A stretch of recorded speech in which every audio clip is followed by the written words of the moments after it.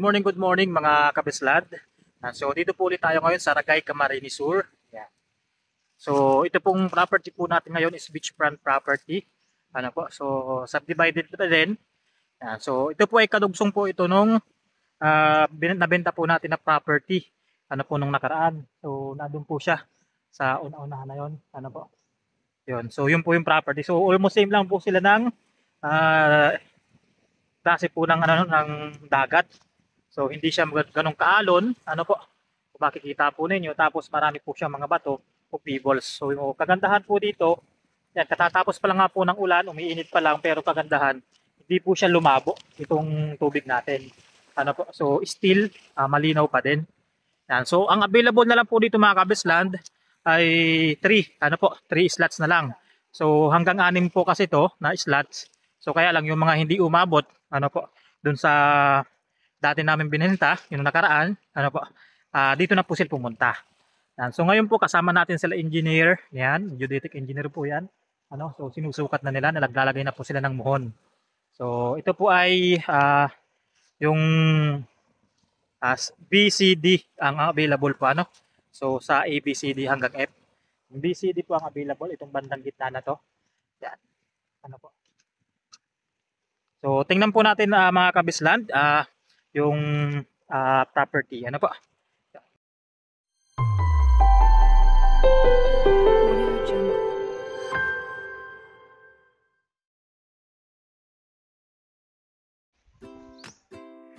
Good morning mga kabisland. Yan, so dito po ulit tayo ngayon sa Ragay, Camarines Sur. Yan, so new property na naman tayo mga kabisland. So ito pong property natin mga kabisland ay tabi po siya ng kalsada, ano?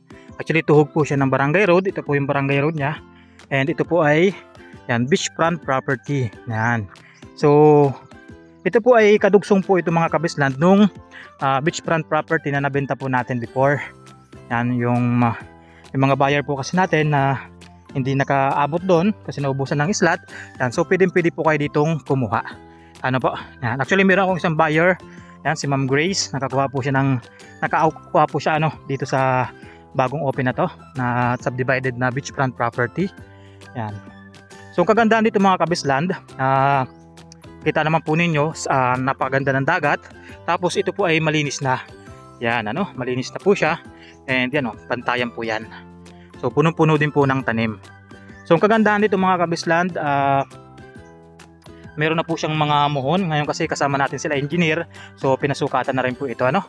So ito po yung lot A, ito, simula dito, pag ganyan po siya, ano po, tapos doon.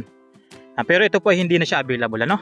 Yan. So ang available po yung letter B. So ibig sabihin yung letter B, simula po dito hanggang doon po, ano, sa ano na yon, sa yon, sa may muhon na yon. Yan po yung letter B. So ito po siya. Ito yung harap po ng beach ng letter B. Yan, ito, ano po, napakaganda. Ano po, mga dalampasigan. Yan, yan po yung letter B. So tingnan po natin doon sa may beach, ano po. So itong beach po natin mga kabisland, same lang din po nung yung quality, ano po, yung kung gaano kaganda yung dati natin binebenta. Yan, so ganito din po siya, no. So mga pebbles, yung mga ano po dito, mga bato. So hindi po siya ano, hindi siya naglalabo, hindi siya nagpuputik yan, no. Mga pebbles po yan, ano. Napakaganda. So ang kagandahan pa nito mga kabisland, ayan, no, banayad na banayad po yung alon. Hindi malakas yung alon, so safe na safe sa mga bata. So kahit pumunta po ako sa bandang gitna nito, ano, sa una-unahan nito, so mababaw pa din, ano po. Yan, makita naman po ninyo ang linaw po ng tubig niyan, parang sapa. Yan. So safe na safe sa mga bata. So yan po yung itsura anong mga kabisland ng beach. Ito yan, pangkalahatan. Napakaganda. Hindi naman siya white sand beach, pero ang kagandahan dito, malinaw yung tubig, hindi po nagpuputik, ano. So hindi naman matitilos yung mga bato na yan, ano po. So kaya hindi naman po harmful sa mga apo po ninyo o sa mga anak, ano po. Yan. So yung mga maliligo po ng mga kids, yan, hindi po naman siya harmful. So ito po yung front, ano po, ng lot B. Yan, itong area na to. So napakadaming puno po ng niyog na mga takaran. So almost lahat naman po yan dito mga kabisland, mga takaran naman po yung niyog. Ano po, yan. So ito po mga kabisland yung letter B, available pa po ito. Ano po? So, yan o. Yan yung muhon. Yan. Tapos, yun naman hanggang dun yung muhon. Naroon yung muhon po, ano, itong tusok na to. So, yan yung letter B. Ano, so, flatland siya mga kabisland. Ano, so ito po yung kalsada mga kabisland. Ito yung kalsada. So, flatland naman siya hanggang dun sa dulo po doon. Ano po? So, medyo may mga kawayan lang po siya. Ano po, medyo makalat ng konti sa dulo. Pero palilinisan naman po yan ni seller. Wala namang problema. Yan po siya. Napakaganda. So ang available po kasi ay letter B, yung letter C, saka yung letter D. O yung may mga saging na yon, nasakop ng letter D. So mamaya puntahan din po natin yon. Ito na muna po ang check natin, letter B na to.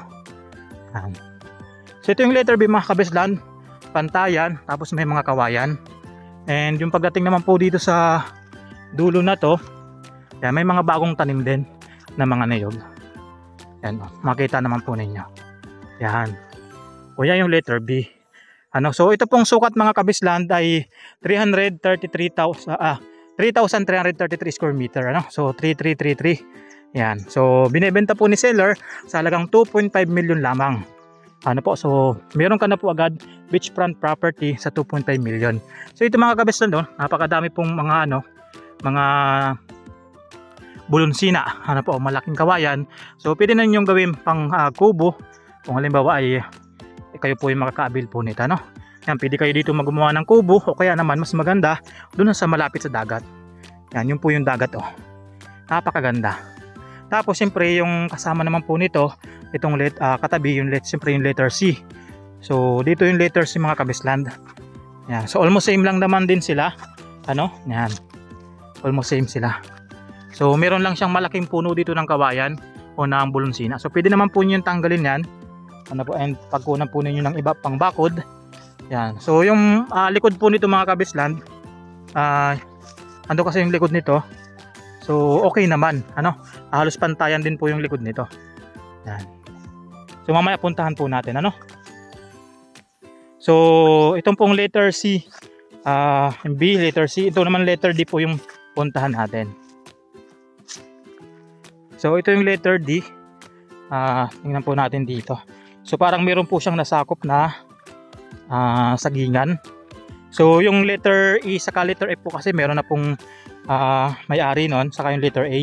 So bali yung B, C, D na lang po yung available. So bilangin, tingnan po ulit natin. Yan.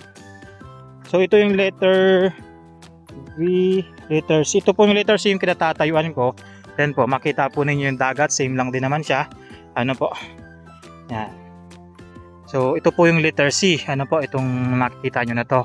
So, from doon sa part na yon, papunta po dito sa dito. Ano po? Yan yung letter C. Yan. So, yung dalawang kawayan po sa unahan natin na malaki na yon, yan. Sako po yan ng letter C. Ano po? So, tingnan natin mamaya yung likod. Tapos, ito po yung letter D. Yan, ito yung letter D. So letter D po mga kabisland, siya po yung may nasakop na sagingan. So ito po yung start ng letter D. So ito po ay merong 16 meters frontage sa dagat. So lahat po ng property dito ay meron pong parehas na frontage. Yan. Ano po? So pantay-pantay naman po siya ng frontage sa dagat. Yan. So yan po, ano, hanggang dito po yung letter D, ano po, yan. So may nasakop po siya na sagingan. So ito pong ano na to, itong nyug na to, sa letter E na po yan, ano po. Yan, kasi hanggang dito lang siya. Yan. So yan po yung may mga sagingan mga kabisland, yung letter D, ano po. Yan, napakaganda din. Tapos punong-puno po ng ang ganda po ng mga nyug dito mga kabisland, no? Sakang siksik na siksik po sa bunga. Ano po. So yan, napakaganda po nito mga kabisland. So ito po mga kabisland, ano, so 15 minutes ano po to 20 minutes drive palabas po ng highway, ano po. Then kung pupunta naman po tayo ng town proper, so magdadrive lang po tayo ng mga 30 to 35 minutes papunta po sa town proper po ng Ragay, Camarines Sur. So from Metro Manila, kung gusto nyo po itong makita, yun, magdadrive lang po kayo ng mga 7 to 8 hours, ano po. So depende po sa kung gaano kayo kasanay sa kalsada. Yung iba po nakukuha po ng 6 na oras lang.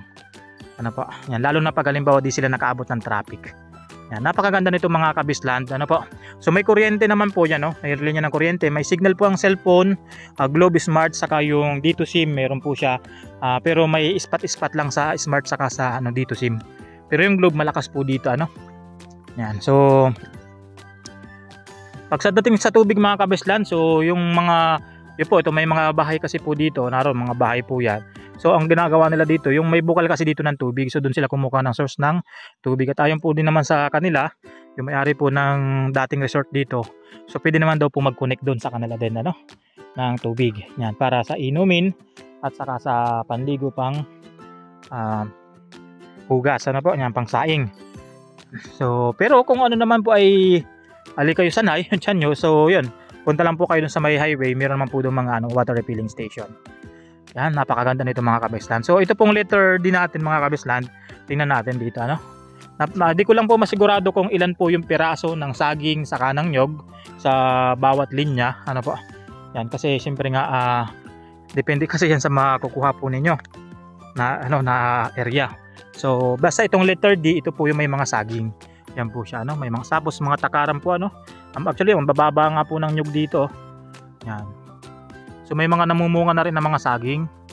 Yan. So medyo kailangan lang talagang alagaan. Ito po yung area po ng letter D. Ano po? So okay naman mga kabisland, maganda. Malinis na rin, ano. So ito siya. So medyo may pagka-slant lang siya dito, yung letter D sa taas na to. Yan. Tapos pag ganyan siya, pag ganyan. Tapos doon naman po halos pantayan na din. Ano po. So ito mga kabisland, anytime pwede po kayo magpa-schedule ng tripping kasi yung seller naman po natin is may sasakyan. So kung wala po kayo sasakyan, pwede naman po natin i-request sa kanila. Ano po. Pero dapat ay may kasabay din kayo. Pero ito naman po mga kabisland, pasok naman po dito even Toyota Vios. So walang problema. Ang ganda naman po kasi ng daan. So may mga rough road lang din, pero tolerable naman yung ano, lalim. Ano po. Yan. So may mga nakakapasok nga po dito, mga Wigo. Ano po. Ito yung hanggang dito po yung letter D. Yan, slant na to. So yung isang buyer natin, ano po, ang gusto po niya yung medyo mataas, kaya ang kinuha niya yung letter F. Ano po, yung letter F po. Yun. Kasi plano nila na dun magbahay sa pinakataas para overlooking. Napakaganda po nito. Tapos pagdating po dito sa sa dulo, halos pantayan na po yan.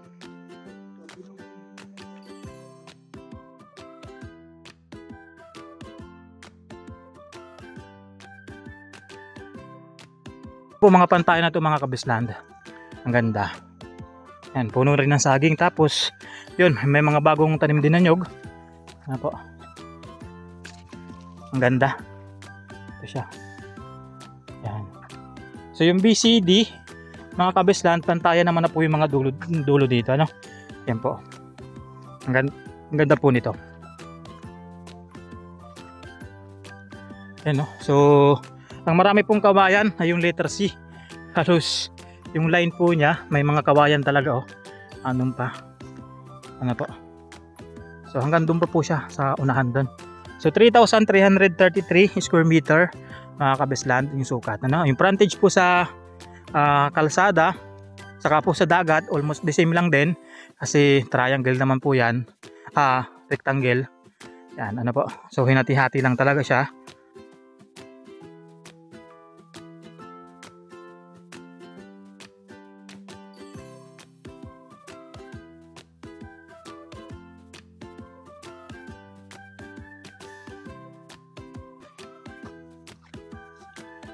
So ito po ano, part ito ng letter ano po mga kabisland. Itong malaki na to, part ng letter C po ito. Itong mga to. Yan, madaming puno yan. Letter C na yan, ano. So kung gusto niyo patanggal yan, pwede naman. So madami po kayo mapapakinabangan, no, ng mga kawayan. So pwede niyo ipagbili doon sa sa mga magiging kapitbahay po ninyo dito para bakod or gagawin pong kubo, ano po. Yan. Napakaganda. So ito lang po yung medyo slant dito sa part na to. O medyo slope. Ano po? Sa D po yan, sa D.